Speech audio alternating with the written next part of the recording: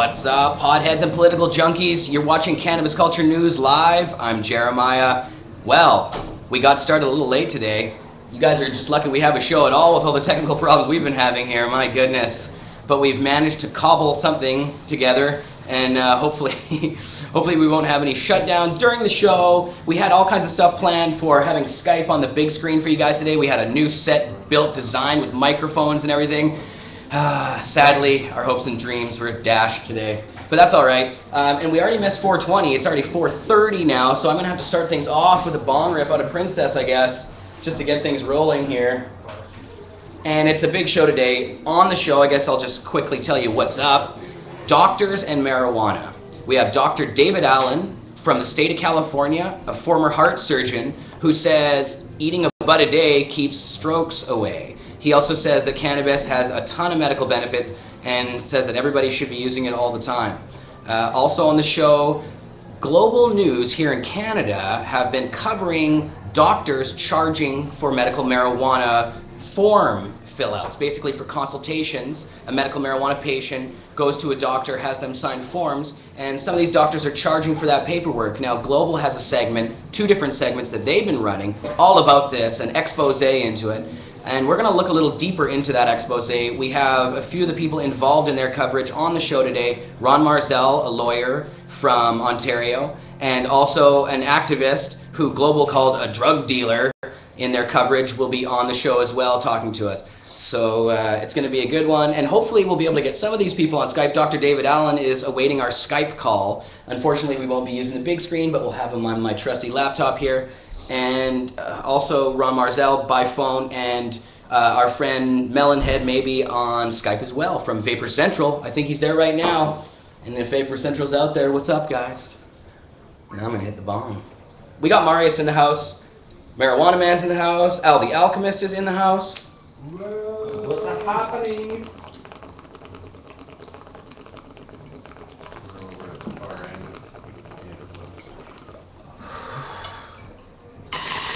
That's what the end goes.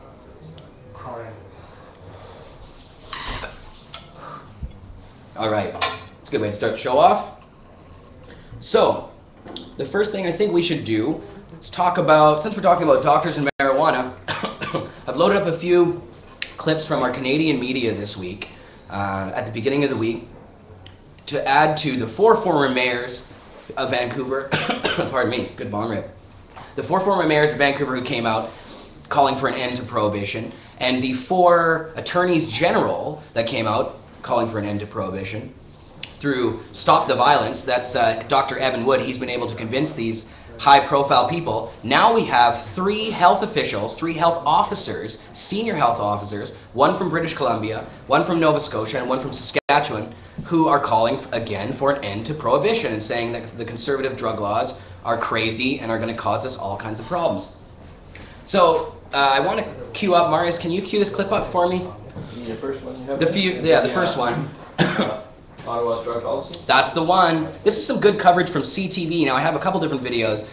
This is some of their coverage featuring Jody Emery. They were outside of the CCHQ here shooting for the past couple of days, live stuff, and they happened to talk to Jody. And Marius, is that clip ready to go? Oh, yeah. All right, let's check it out. BC's chief medical officer has added his voice to support the decriminalization of marijuana. The province's top doctor has joined other provincial medical officers calling on the Harper government to regulate the drug. CTV's Nafisa Karim is live in downtown Vancouver. Nafisa, why are the doctors speaking out now? Well, this is coming from Dr. Perry Kendall and his counterpart in Nova Scotia. They're saying that cannabis is less addictive than other drugs such as tobacco and alcohol, and they're saying that government should regulate it. Now, they've published their findings in a journal today. They're calling out the Stephen Harper government on its Bill C-10, which imposes mandatory minimum sentences. The doctors call the move a complete departure from evidence-based policymaking. They say the war on drugs has resulted in gang violence and the enrichment of organized crime. Dr. Evan Wood co-authored the paper with the doctors, which was published today in the medical journal Open Medicine. Well, I think it's essentially an unprecedented outpouring of support for a total about-face in the war on drugs and starting to look at drug use and drug addiction as a public health issue rather than as a criminal justice issue. We are really hemorrhaging tax dollars into trying to incarcerate our way out of this problem. So Nafisa, how have marijuana activists reacted to the news? Well, we caught up with Jody Emery, who is herself a marijuana activist. She married Mark Emery, who is currently in a U.S. prison for selling cannabis seeds on the internet. She says that the cost of enforcing marijuana-related offenses is just too high. I see Canadians being forced to foot the bill for millions of dollars in law enforcement spending when we should be bringing that money into the legitimate economy instead of spending it going after gangsters who are making billions of dollars that shouldn't be made. Now, nothing is likely to change. Stephen Harper and his government has been firm all along, saying that it will not change the laws, it will not legalize any kind of drugs while they're in power. Amir? All right, Nafisa Kareem reporting live from downtown Vancouver. Speaker, the medical officers of health of 3 provinces, British Columbia, Nova Scotia, and Saskatchewan, as well as perhaps one of Canada's leading public health experts, Dr. Evan Wood, have just written an article which states categorically that Canadian drug policy is going in absolutely the wrong direction. It's not based on evidence, it's not based on science, it's not based on reducing harm, it's not based on having a good effect. I'd like to ask why the Conservatives still don't have a good policy on addiction, don't have a good policy on mental health, and why they have a failed policy, and why they only have a jail policy, Mr. Speaker. Right. The Honourable Minister of Foreign Affairs. Mr. Speaker, this government has taken substantial efforts to try to curb smoking. One of the things we won't do is try to legalize marijuana, Mr. Speaker. We think that is not in the best interest of middle-class families across this country. We believe that we should get tough on drug dealers, people who sell drugs to our children. We believe that is something that is very, very important. If the Liberal Party saw this as a huge priority, I wonder why they didn't campaign on it in the last election campaign. Honourable Member for Toronto Centre.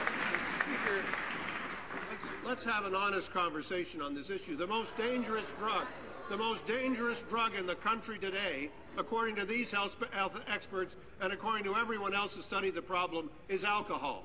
We tried prohibition on alcohol. It proved to be a disastrous and expensive failure. The Minister of Defense just announced yesterday that Canada is now going to be joining the war on drugs in Central and Latin America just at a time when the leaders of those countries are saying clearly and categorically it's the wrong direction for Canada, it's an expensive direction for Canada, and it won't work. Why does the Minister persist in this dangerous...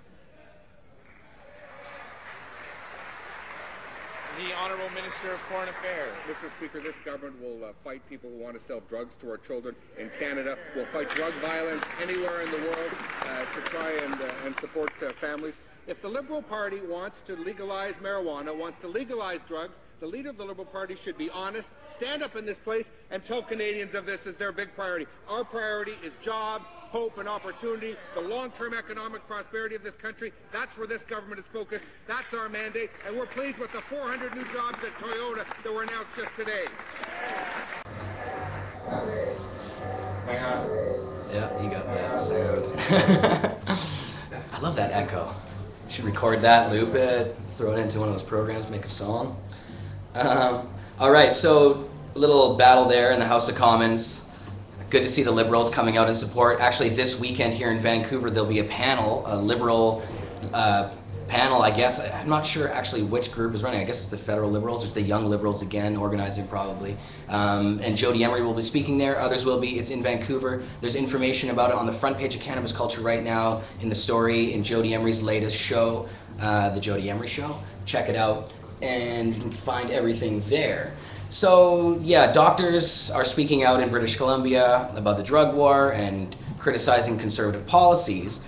In the United States, a doctor from California named Dr. David Allen has just come out and said that he thinks everybody should eat a bud of cannabis a day because a bud of cannabis a day would keep strokes away. He says it's the best method for reducing the risk of stroke, and he's going to be on the show today. Now, Fox News just put together a little clip. I believe this is from Fox. Marius, you got that clip loaded up? Is it possible to get that one? It's not the Jody one. You got to skip one.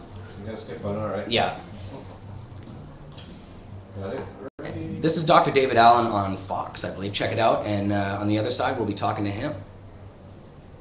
Heard the saying, an apple a day keeps the doctor away. Now, one doctor recommends that same portion for pot. It certainly got our attention. We sent Sabrina Rodriguez out to see if this doc is for real and what he says the health benefits are of taking a daily dose. We all know the saying about apples and your health, but one former heart surgeon is saying ditch the apples and turn to marijuana. It's near impossible to come back from many strokes. For years, the hands of Dr. Dave Allen operated on the hearts of patients. He also knows a thing or two about strokes, like even if you survive one. Represent a real social problem and a financial problem. Some people take a daily dose of aspirin, so if they do have a heart attack or stroke, the severity of their problems are lowered. But Allen says there's a better alternative. No other medicine made by man can help in this manner. He's talking about pot. Allen says a patent assigned to the U.S. Department of Health and Human Services proves it, albeit in rats. Animals giving either THC or cannabidiol had a decreased size of their stroke by 50%. While the results are promising, the problem lies in that it's never been tested on people. So as for the dosage, he doesn't know. We think that the more you take, the more protection you have. Now I know what you're thinking, but Allen says the high only happens when you light up. You just eat raw cannabis, it will have great medicinal effect and won't get you high at all. When you dry the plant out or heat it, it becomes psychoactive. That also means no edibles like brownies or cookies. So his prescription is eat a bud a day. It will keep the stroke away. Allen hopes there will be human clinical trials. And it has to be pointed out that he doesn't do heart surgery anymore. And as a medical marijuana advocate, he now does evaluations and writes prescriptions.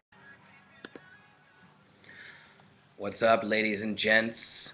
This is Jeremiah here. You guys are watching the show right now, and this is actually after the show. I'm recording a little segment because, unfortunately, the clip that's supposed to be right in this spot is not. Dr. David Allen, the interview that I had with him, for some reason, live stream didn't record it properly and won't allow us. It's sitting there, we're pressing the button, it's retrying, and nothing's happening. So it's just a dead piece of file, whatever it is. Unfortunately, the interview didn't get recorded, so if anybody else out there has that interview and wants to send it on to us, please do. And at Vapor Central, if you guys somehow have a copy, please provide it to us and we'll add it in. But sorry, guys. Hopefully I'll have Dr. David Allen back on the show again, and we'll talk to him. It was a great interview. It's too bad you guys missed it. Got to watch the live shows, I guess. That's the only way. All right, guys. Thanks for watching one way or another, and keep on watching the program. On to the next. And I guess what that next was is we're queuing to a clip in the next part that's about this current global TV segment. So yeah, watch away, and we'll talk about more about that on the other side. So check it out. Peace, guys.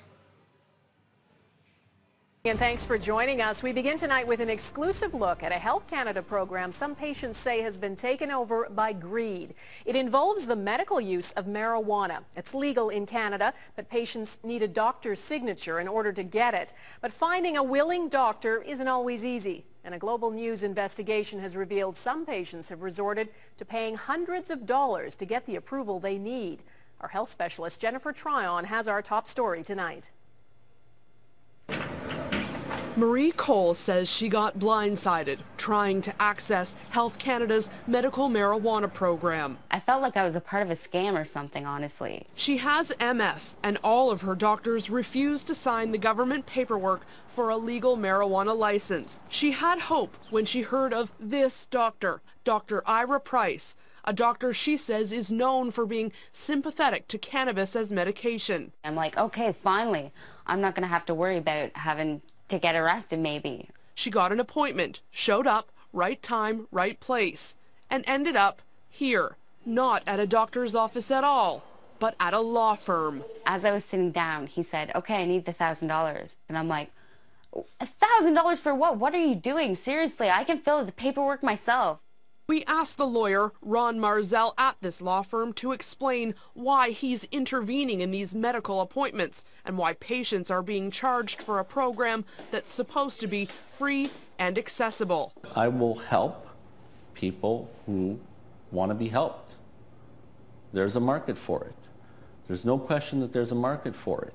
A big market. Global News has learned so few doctors are willing to help patients get legal access to Health Canada's program that this lawyer has developed a network of doctors willing to sign for cash.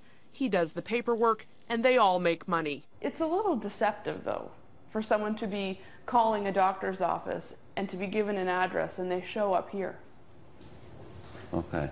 You don't see that? Again, I don't know where the confusion was with this particular patient. We caught up with Dr. Ira Price, who's signing these forms. Hi, Dr. Price. How are you? We need to ask you about why you're charging hundreds of dollars to sign off. I don't charge hundreds of dollars. But when our producer went in, posing as another patient, sure enough, he was charged. This time, $339. Thank you. No problem. We discovered the clinic is used exclusively to sign off on patient after patient, paying for access to Health Canada's medical marijuana program. Perfect. I don't have any financial motivation in the clinic whatsoever. I'm assuming it's a free market. If they want to charge a certain amount and a patient is willing to pay for it, or a client, it doesn't have to do with me. But do you know that's going on? I'm not familiar. I will have to familiarize myself with it. Both the lawyer and the doctor said the Health Canada program is confusing for patients, and it's riddled with bureaucracy, and they are helping patients navigate it. Is there anything wrong with a doctor wanting to make money? On the back of some of the most vulnerable patients. Absolutely, and it shouldn't have to be that way. We need a better program.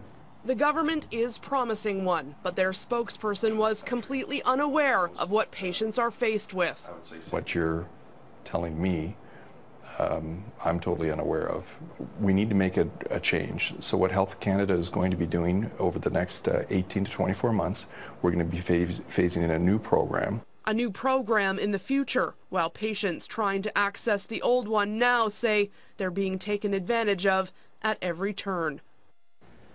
And Jennifer joins me now. Jen, this is the last thing these patients need when they're in pain. What else have you uncovered about how widespread this problem is?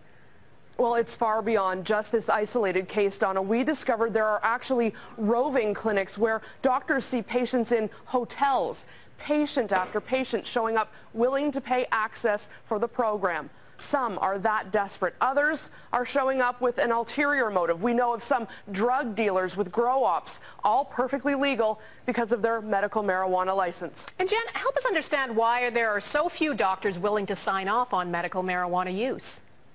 Well, for one, it's marijuana and it's illegal, so right away that puts many doctors off. Others that might be open to it have no guidelines. They don't know how much to prescribe or what to use it for. So those two together, many just say, I'm not doing it. All right, Jen Tryon, thanks for your reporting on this. And tomorrow, Jen has part 2 of her investigation into medical marijuana use and how it's being exploited by drug dealers who are managing to make huge profits off what is a program designed to help sick and dying Canadians manage their pain. That's tomorrow. All right. So that's quite an inflammatory news clip there. It does seem sort of ominous and really targeted those doctors who are charging those expensive fees to see people. Now it does, I mean, of course that does sound bad. It sounds bad that doctors are charging a lot of money for anything because in Canada we're supposed to have a healthcare system that covers most of our medical costs. Although, you know, prescriptions still cost money. They're not covered under Canadian healthcare. But at my doctor's office, for instance, I've seen on the wall before a little poster when I go there that says paperwork is not covered by Health Canada, and that if you want a doctor's note or if you want something signed, there's a whole bunch of different things, workers' compensation papers, there's all kinds of different papers that a doctor could theoretically sign. It does cost money for those. And so yesterday, after watching this clip, I decided to call a few doctor's offices and see what they charge for their paperwork. Now, they said that the starting fee for standard paperwork is about $150. I didn't ask about a doctor's note for, you know, to produce a work or something. I expected that would be something less. But for some of the more official paperwork, they charged $150, $250. They said it depends on the doctor and that it starts at about $150 and goes up from there. So I wanted to see if there was something deeper going on here than maybe Global was just talking about. You notice in the Global coverage, they never once said that what was happening was illegal, actually illegal. So there's the question of whether or not what these doctors and lawyers are doing is maybe ethically wrong to charge so much to have people signing these papers. But I wanted to find out if that was really true, if it was they're making a whole bunch of profits off signing these papers, or maybe there's more to the story. So this was just the first piece on Global. Now there's a second piece as well, and I'm going to have Marius cue that up. It's ready to go. And now this is the second part to it, another promo for their Saturday show. So check this one out.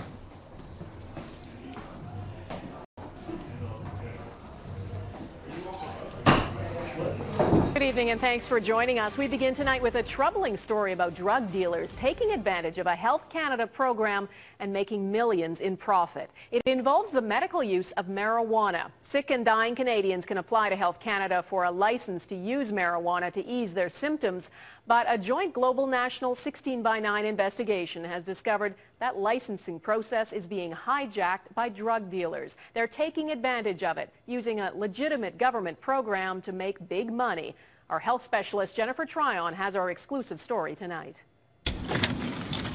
This is a rare look at a marijuana dealer's grow-up.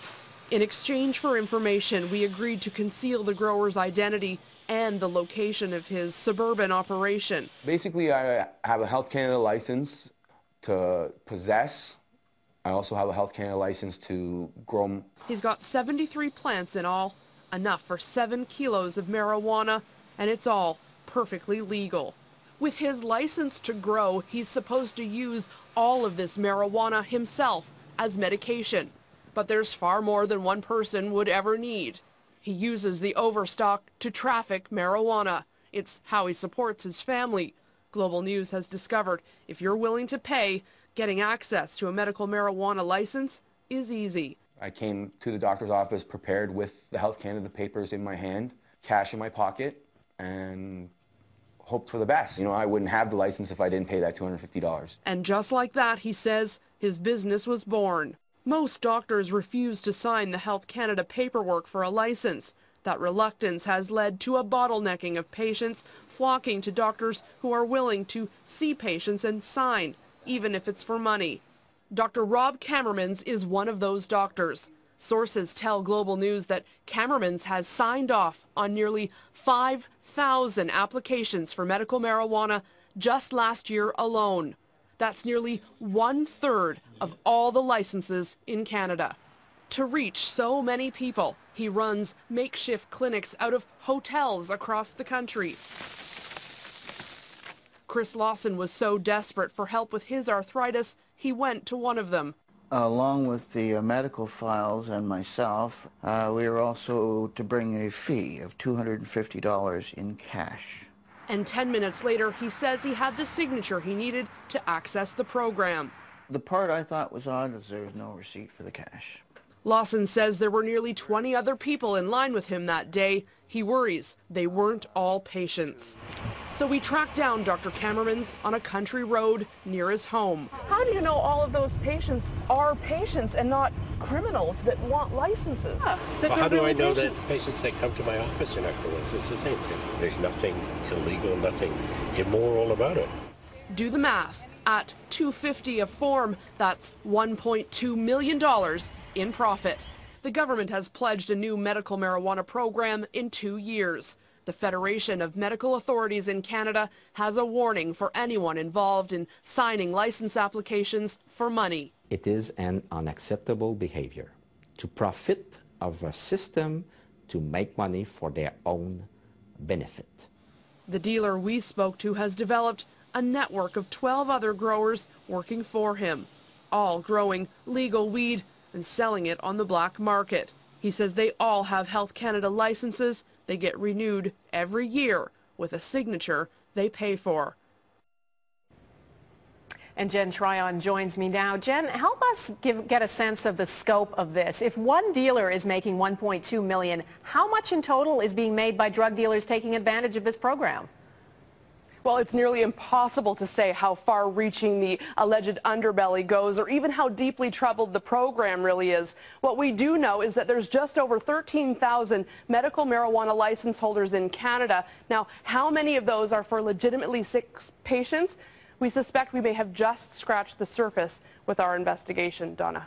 And Jen, what's stopping Health Canada from cracking down right now instead of taking 2 years to come up with a new program?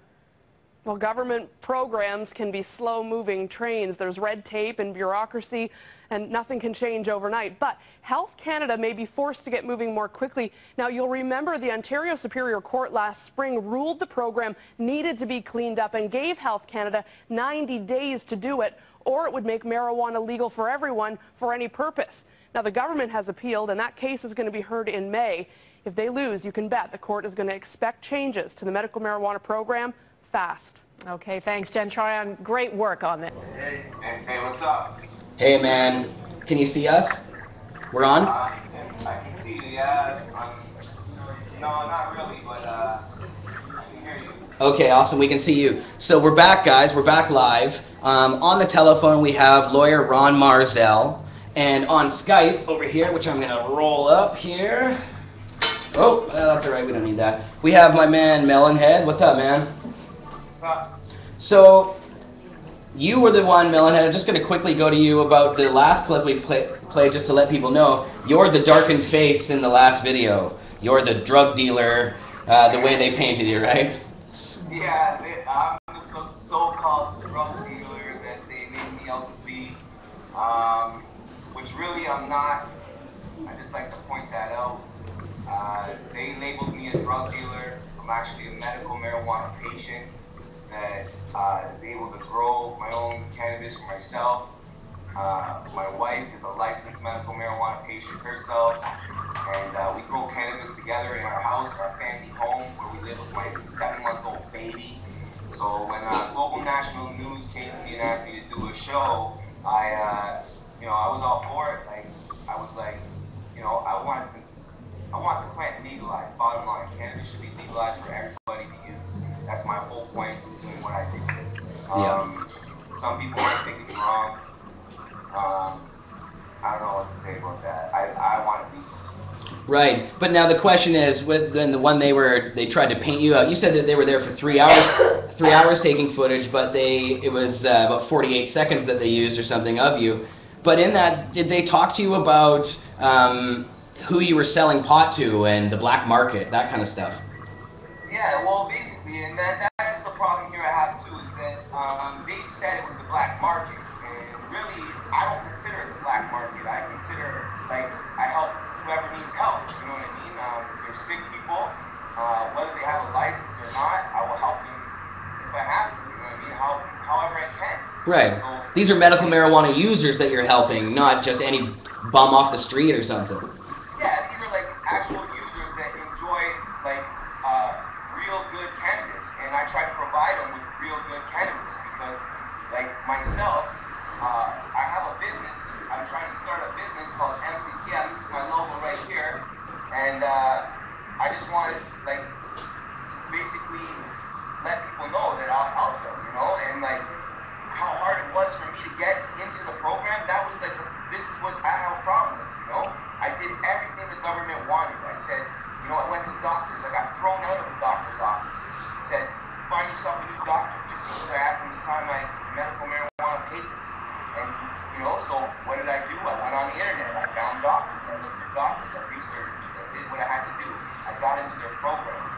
And I did that for one reason only. Not one reason. I did it for lots of reasons. Because they told me to do it. Or the government told me to do it. I don't want to do it. I want to be able to grow my plant legally and not have a problem with it. I use it. It helps me feel better every single day. It helps me function every single day. So, I should be able to use it. And right, now in the video we just watched, they said at the very start of the video, drug dealers are making millions of dollars from this, and they're making it into this big huge thing. And they didn't say that your wife is also included in your garden there. You said that the stuff that you're growing is for you and your wife, right? Yeah, exactly. So back to like that, they say I make millions. That's why, like I'm on disability. My wife and me share that garden, so we don't go over a plant count. We grow as much weed as we're allowed to because we're doing what the government tells us to do. And basically, like I said, I'm on disability, and they said that that's how I pay for my family, and I support my family through drug dealing and all this crap. that's bullcrap, you know? Like, I help people in any way I can when it comes to cannabis, and that's the bottom line. Global TV approached me of saying, be blacked out, you know, like, make yourself, like, not, they didn't say be blacked out, they said, you want to be blacked out, so whatever.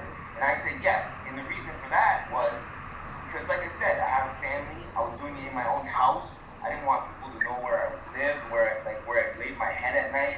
I'm not trying to, like, rat anybody out. I never gave no names about nobody, no doctors, no lawyers. I never talked about anybody to anybody. Like, it was all about me and my business. How I want to help sick people that can't get cannabis licenses, that can't get cannabis themselves. Like, that's me. And that's exactly what a dispensary does in a similar fashion. All across Canada for many years now, we've had compassion clubs, which function essentially the same way. If a person is sick and has a note from a doctor that they are sick, you can go into any dispensary, even if you don't have a medical marijuana card, and get marijuana. So it's essentially the same system. Now, I wonder what Global is going to come up with for their Saturday show, or what they'll have on that show. Maybe it'll be more balanced coverage, and maybe it'll present some of the other side of things. My problem with the way Global covered it was they didn't really focus on who the real bad guy is here, and that's Health Canada, of course, for having the system the way it is, and doctors themselves who aren't signing forms, who are the gatekeepers, who are basically saying, no, even though there is this program, we're not going to allow you to have it, even if you need it, because you're sick. So I wanted to bring on Ron Marzel as well. Ron, you still there? I'm still here. I'm just having a hard time hearing you, Jeremiah. Oh, okay. Let me know if it gets any better or worse. Hopefully you can hear the questions I'm asking you, Ron. We can hear you okay.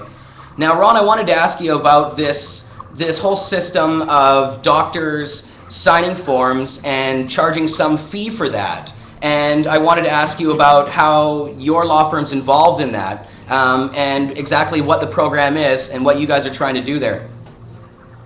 Okay, so those are a lot of questions right there, but if you want to know about the history with Dr. Price, you know, that's easy to go into.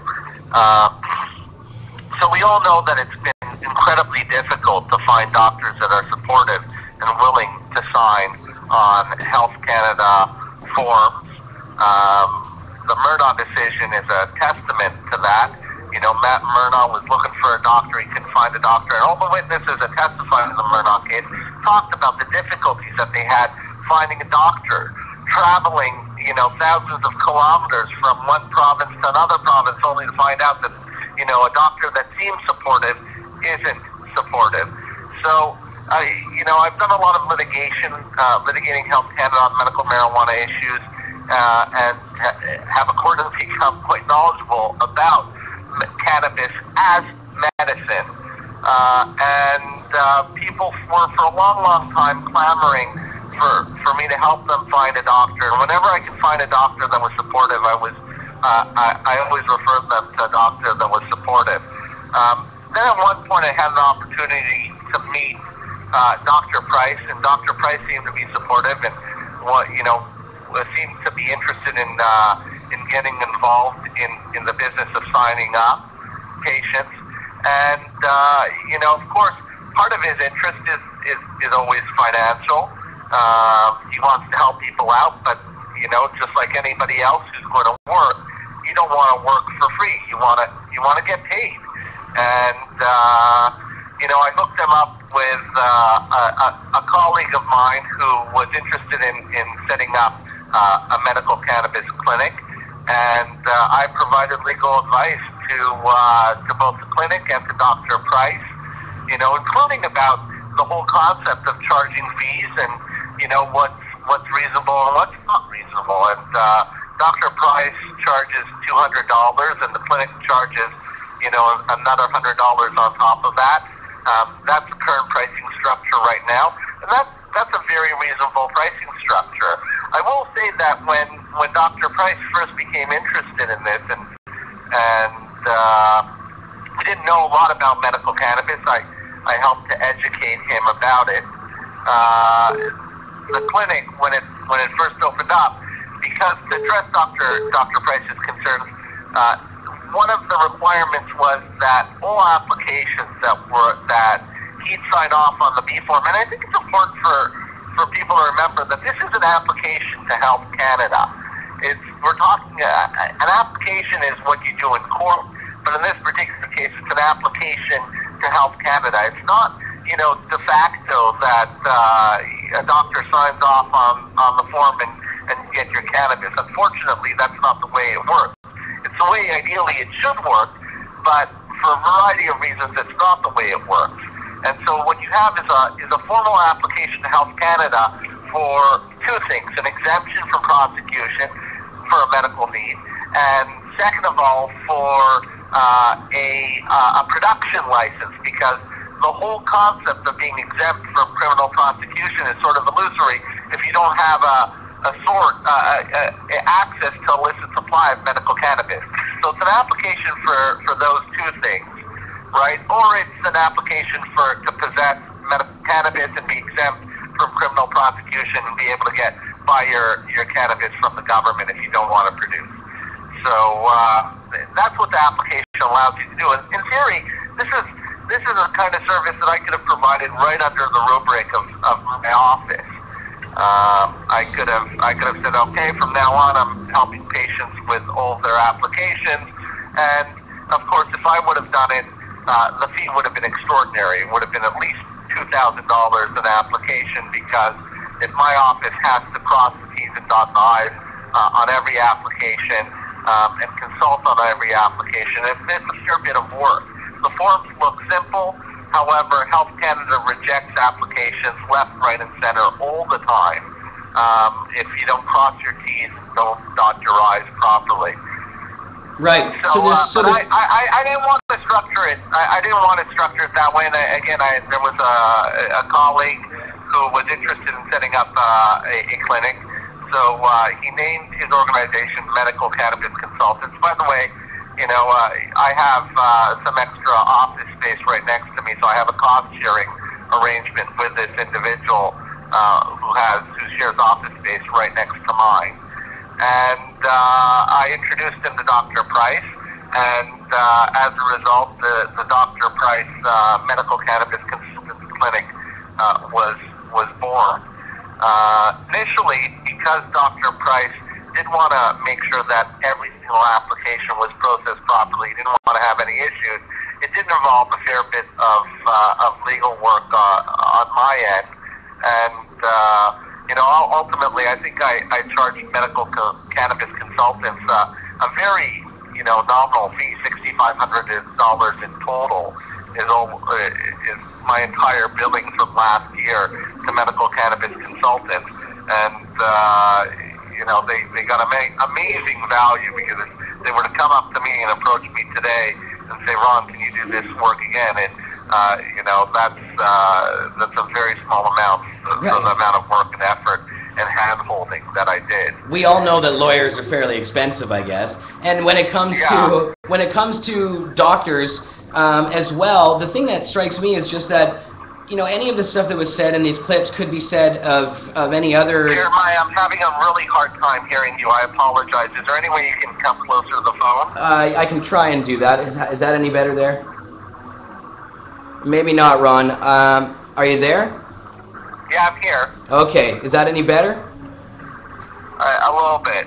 Okay. Well, what I was saying, Ron, is that any of the stuff that was said about the particular doctors in this case, I'm just trying to determine how they're different from other doctors. So the amounts that they're charging, I guess, would be the thing that would differentiate them. Now, when I called other doctors' offices, they said that they do have some fees up to $250, or it's not, she said it wouldn't be hard to believe that somebody would charge $250 to do paperwork. She said at that particular clinic that I called, it was $150 to start, and then it would go up from there depending on the doctor. So, I mean, this is a fairly normal practice in Canadian health, that Health Canada doesn't cover this kind of stuff, paperwork.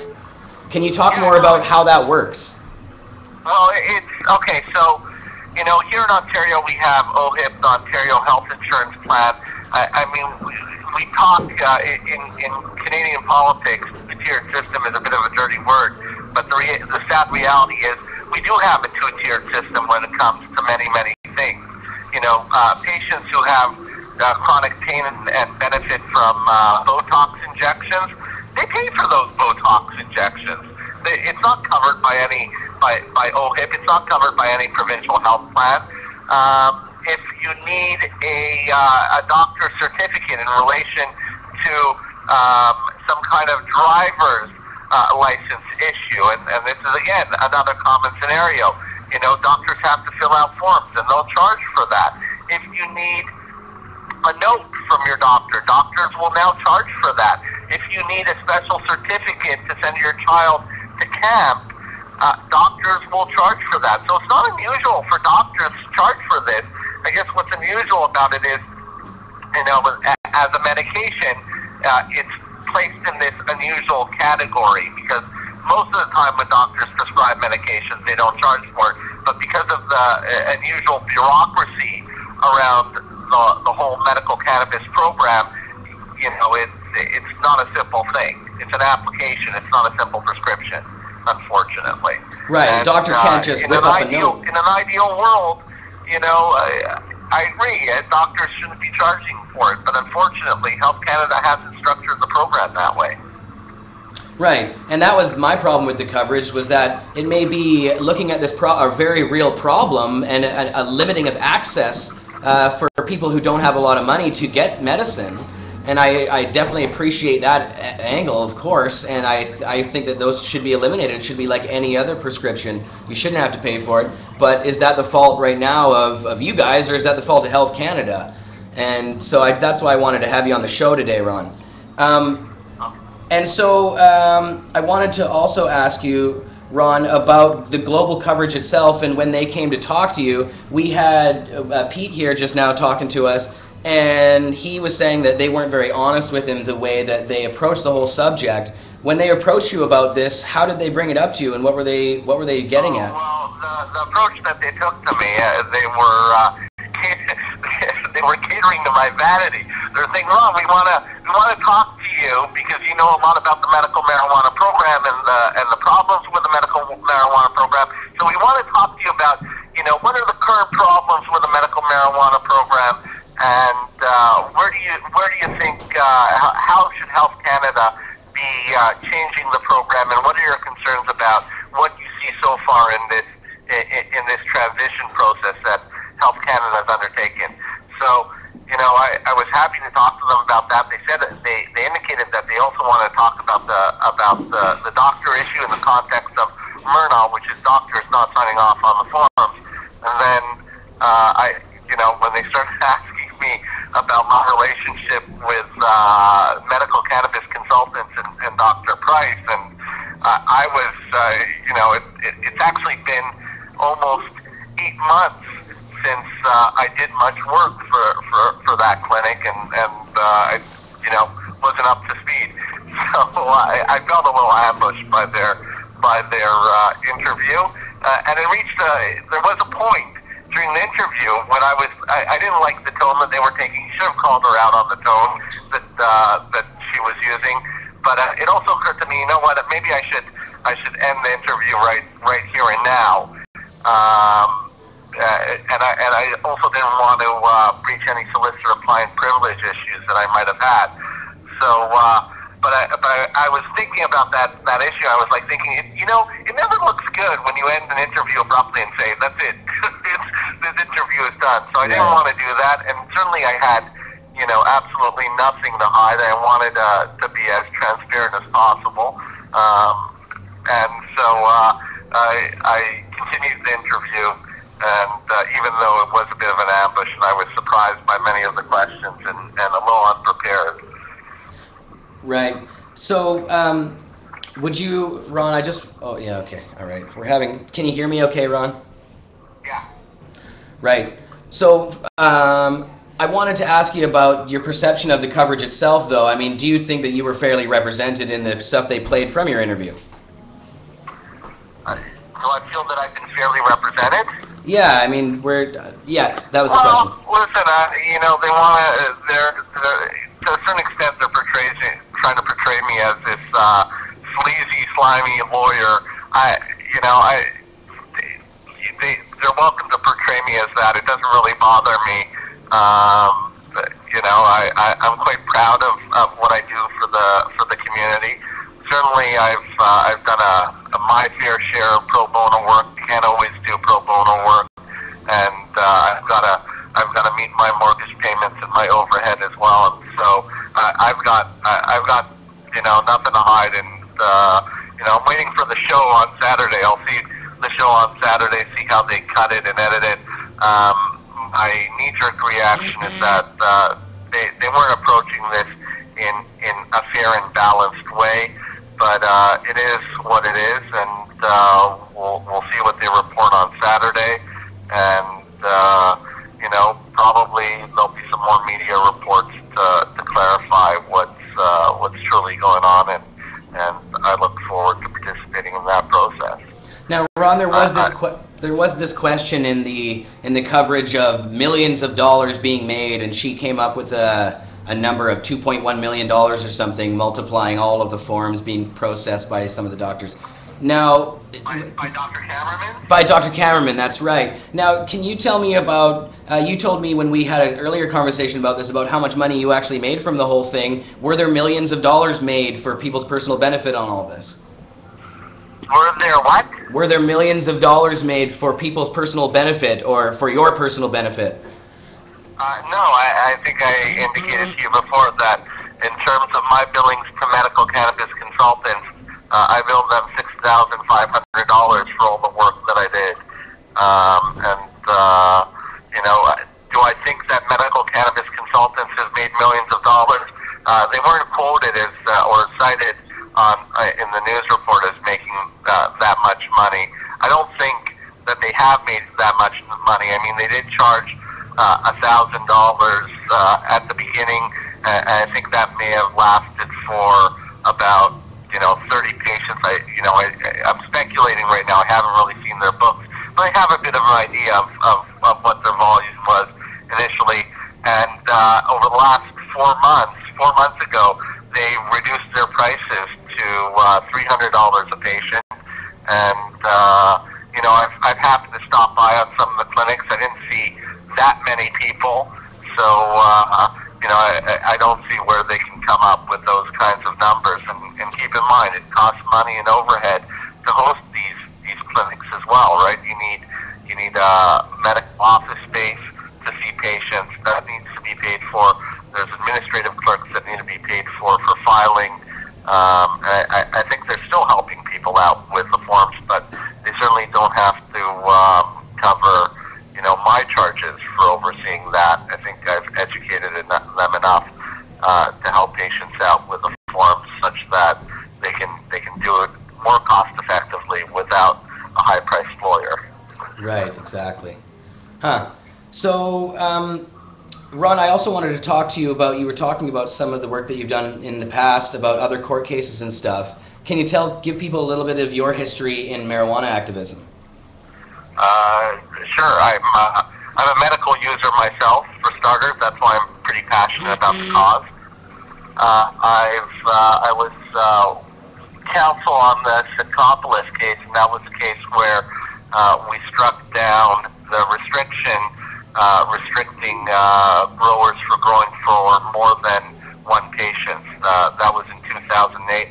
I've been actively involved in advocating on behalf of patients for the last 6 or 7 years now, and I represent COM, which is a compassion club here in Toronto, and helping them with the charges that they're facing providing medical cannabis to sick people. So I'm pretty familiar with the program. I'm well aware of the deficiencies in the program. I've helped medical patients who have been charged with hash. This is actually a good story. About 3 years ago, I had a client call me, and he's a licensed medical user, and he was arrested because he had a small amount of hash. And I was livid at the fact that he'd been charged for having hash because he's a licensed medical user. His Health Canada license was right there. And so I called up the Crown, all yelling and fuming about this, and the Crown wasn't very helpful. She was like, she indicated that she wasn't even going to talk to me until, we got disclosure. And so I was still mad. I decided I'm going to call the director of the program. At that point in time, it was Renald Deneau. And so I called Renald Deneau, and I told him, but how are people being charged for hash? And I was shocked by his response, because his response was like, how do you make hash? Where does hash come from? I was like, I was astounded, because here you have the director of the medical cannabis program, and he doesn't know where hash comes from.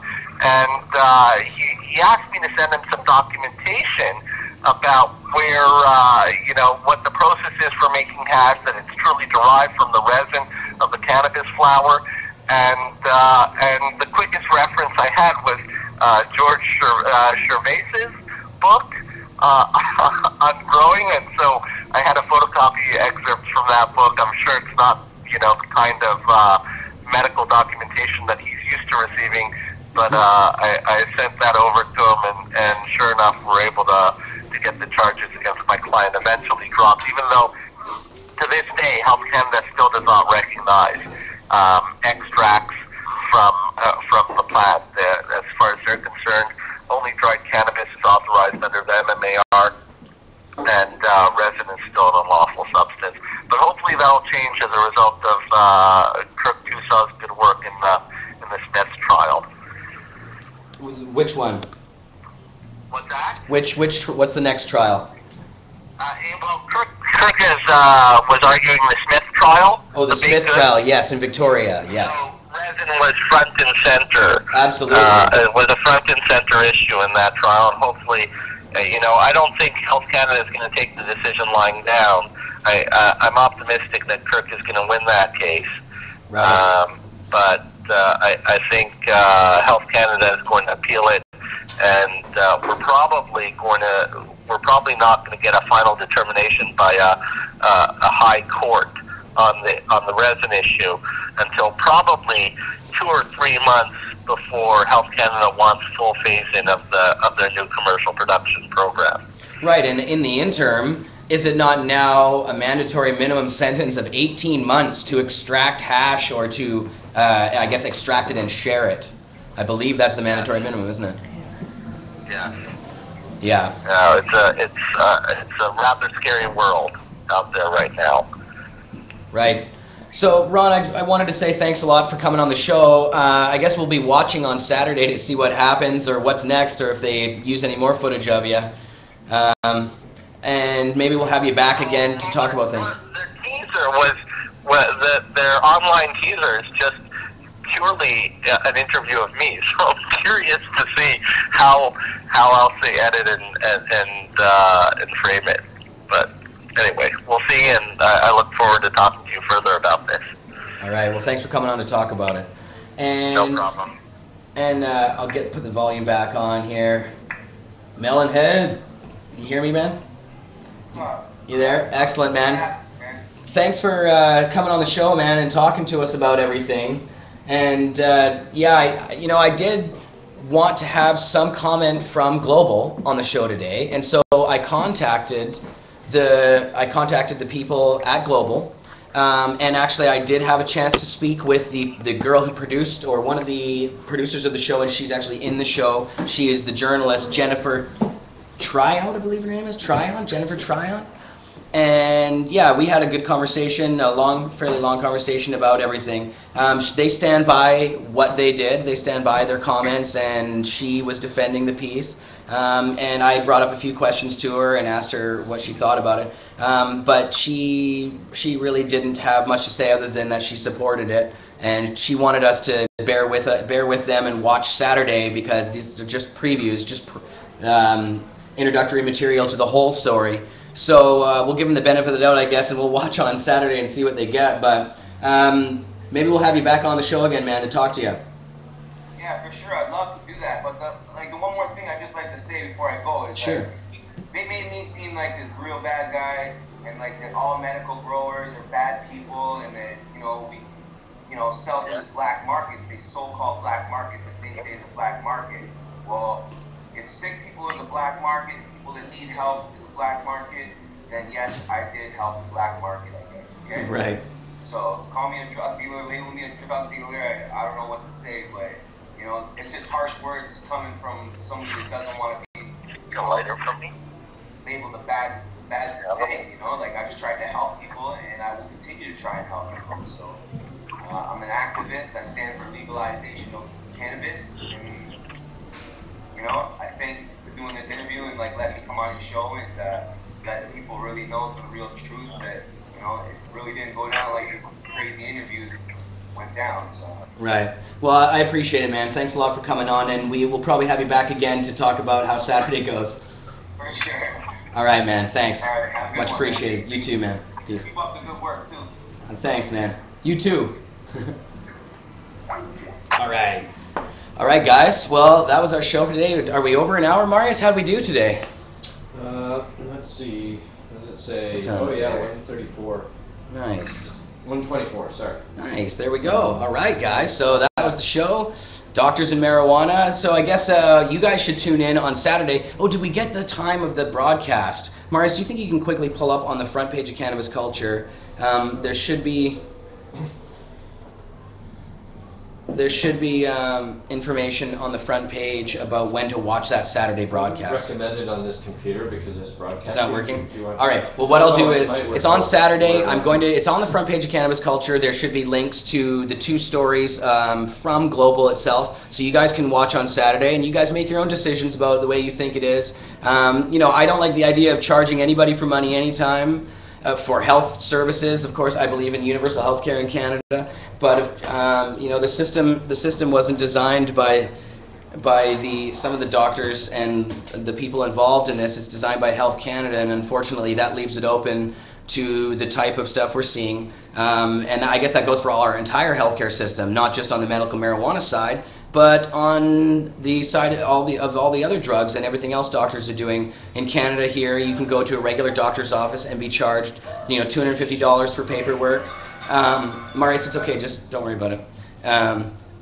But yeah, and actually about the whole drug dealing thing, you know, I'm sure we do have a big problem here in Canada where people may take other things like Oxycontins and hit the streets with those and sell them when they have a prescription. Those Oxys on the street are coming from somewhere.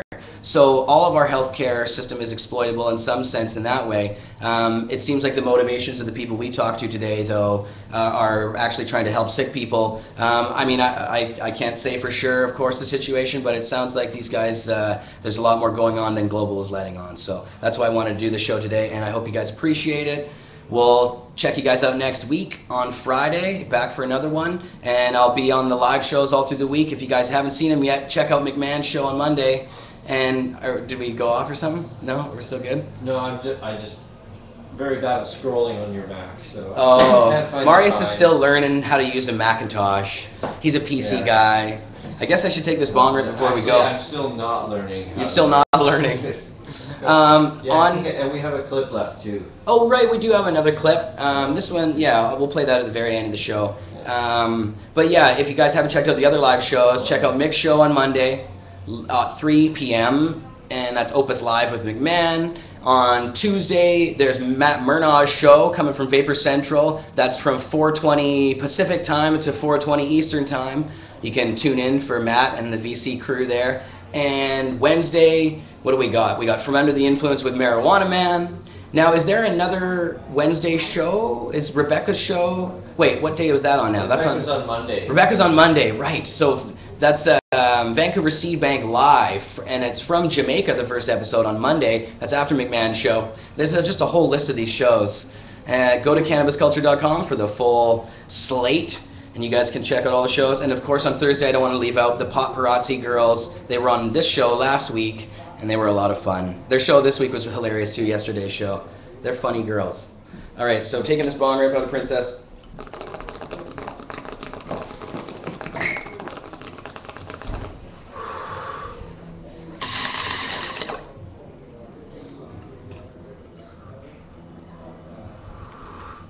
All right. Delicious. Thanks, Princess. Thank you guys for watching. We'll see you next week. Peace. Canada's top doctors are calling for a prohibition on on the prohibition of illicit drugs. It's a health, it's a medical issue. It's not a criminal justice issue. There's been a growing body of evidence from countries around the world that this doesn't work. The provincial health officers from either side of the country co-authored a report on the subject published in the journal Open Medicine, arguing that there is no scientific evidence to suggest drug use would increase if health-based models were emphasized over law enforcement. It's essentially an unprecedented outpouring of support for a total about-face in the war on drugs. They join a growing chorus that includes current and former Vancouver mayors, as well as billionaire Richard Branson, all arguing the war on drugs isn't working, specifically when it comes to cases involving marijuana. That has failed in the United States. It's created an enormous expense of locking up nonviolent people. Her husband, Mark Emery, among them, the longtime advocate for legalizing weed, is currently serving a 5-year sentence in a U.S. federal prison for selling cannabis seeds. The Conservatives just voted in favor of new minimum mandatory sentences for minor drug offenses, something the medical professionals insist won't solve the problem, and argue in favor of taxing and regulating drugs like pot. The Police Association disagrees with the approach. I don't know of any product or service that the government's gotten involved in that then ends up being cheaper than you can produce in the black market. And the Harper government dismisses it. This government has taken substantial efforts to try to curb smoking. One of the things we won't do is try to legalize marijuana, Mr. Speaker.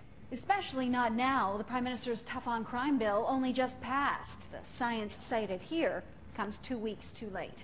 Lisa? Thank you, Sarah from Vancouver.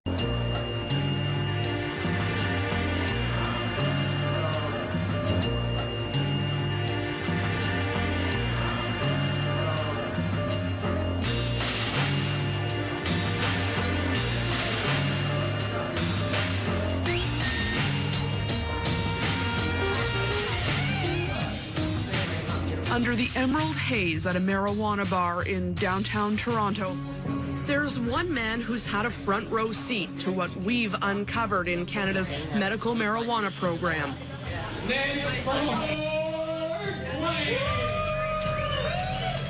Meet Matt Murnaugh. It's the Marijuana Show, going live today from Vapor Central. How you guys out there today? He's passionate about exposing how Health Canada is penalizing patients. He even hosts an internet radio show. We encourage our group over here to come out and talk about medical marijuana. That's what we're going to talk about today. The RV Myrna ruling. This is a fight. This is Rocky Balboa versus Mr. T. This is, UFC George St. Pierre versus Machida. This is a fight, and we're going to do it again at Court of Appeal. It's a fight. Bring it on. Bring it, 100%, bring it on.